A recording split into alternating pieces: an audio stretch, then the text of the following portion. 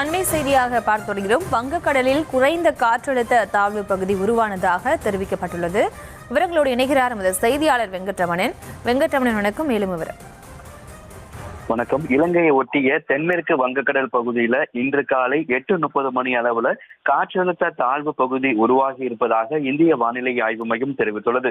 இந்த காற்றழுத்த தாழ்வு பகுதி அடுத்த 24 மணி நேரத்தில் மேற்கு வடமேற்கு திசையை நோக்கி நகரக்கூடும் எனவும் இந்திய வானிலை ஆய்வு மையம் தெரிவித்திருக்கிறது. தெற்கு இலங்கை மற்றும் அதனை ஒட்டிய தென்மேற்கு வங்கக்கடல் பகுதியில இன்று காலை 8:30 மணிக்கு இலங்கை கடற்கரையிலிருந்து தென்மேற்கு வங்கக்கடல்ல ஒரு குறைந்த காற்றழுத்த தாழ்வு பகுதி உருவாகி இருக்கிறது.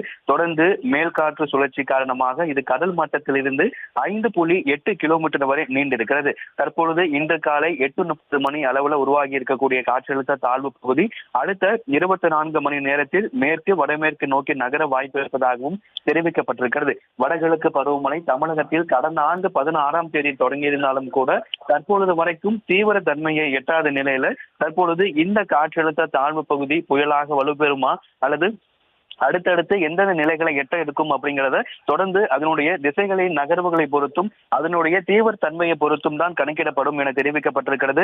தற்பொழுது சூழலை பொறுத்த வரைக்கும் இலங்கை ஒட்டி இருக்கக்கூடிய பகுதிகளில் ஒரு காற்றழுத்த தாழ்வு பகுதி உருவாகி இருப்பதாகவும் இது அடுத்த 24 மணி நேரத்தில் மேற்கு வடமேற்கு நோக்கி நகர்ந்து வலுப்பெற வாய்ப்பு இருப்பதாகவும் தெரிவிக்கப்பட்டிருக்கிறது. இது எந்த திசையை நோக்கி நகரும், இதனால வட கடலோர மாவட்டங்களுக்கு மழைக்கு வாய்ப்பு இருக்கிறதா அல்லது டெல்டா மாவட்டங்கள் தென் மாவட்டங்கள் ஏதாவது மழைக்கு வாய்ப்பு இருக்கிறதா அப்படிங்கிறது அதனுடைய நகர்வுகளை பொறுத்தும் தீவிரத்தன்மையை பொறுத்தும் தெரிய வரும் என தெரிவிக்கப்பட்டிருக்கிறது.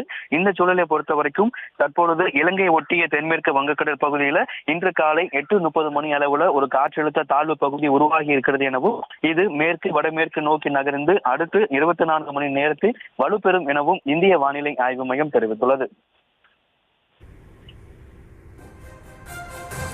விவரங்களுக்கு நன்றி வெங்கட்ரமணன்.